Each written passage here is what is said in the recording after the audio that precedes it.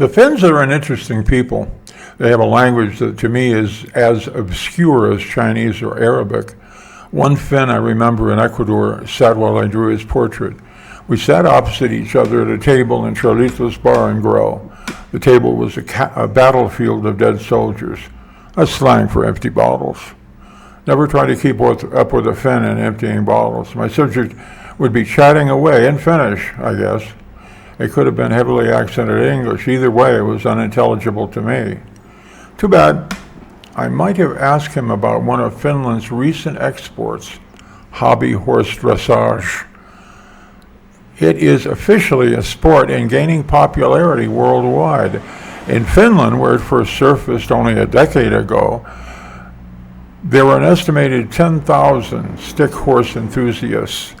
For a long time, I couldn't watch it without uncontrollable spasms of laughter. Something about it was so captivating and poignantly unreal, such emotional depth.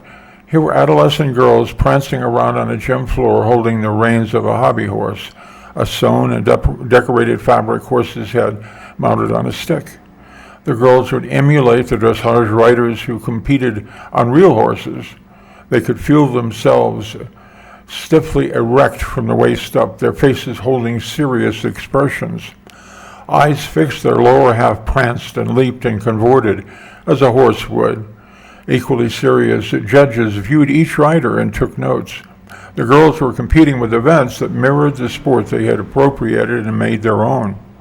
Specifically, dressage, the art of riding and training a horse in a manner that develops obedience, flexibility, and balance.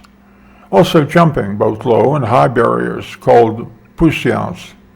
The winner beams smiles to supporters and family. The loser sheds tears and is consoled. For sheer fun and training for competition, girls will ride alone or in groups through the woods. It's role-playing, and that might be the root of this visual quality. The reality they were participating in was invisible to the camera, yet in their minds, they rode a living animal. Young girls love horses. I don't know why, but they do. Keeping a horse isn't cheap. Its needs are for food, shelter, medical care, and exercise, all expensive. My first thought on encountering this movement was sympathy.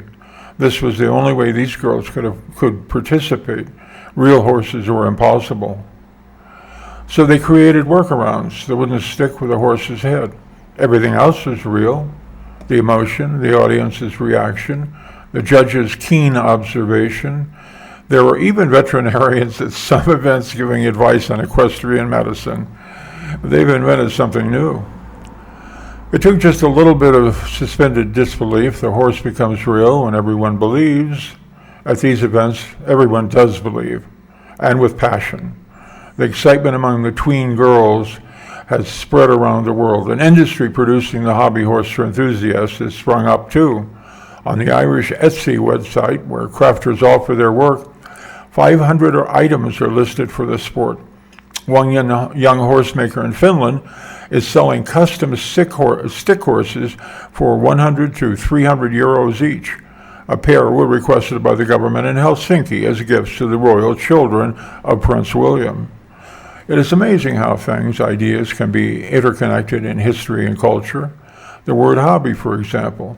Stamp collecting is a hobby. Ham radio is a hobby, as is railroading. The word hobby is derived from the first hobby horse, which appeared in the early 1800s. It was as much as the current stick horses are, but it had a wheel at the lower end of the stick. It was named after an extinct Irish animal.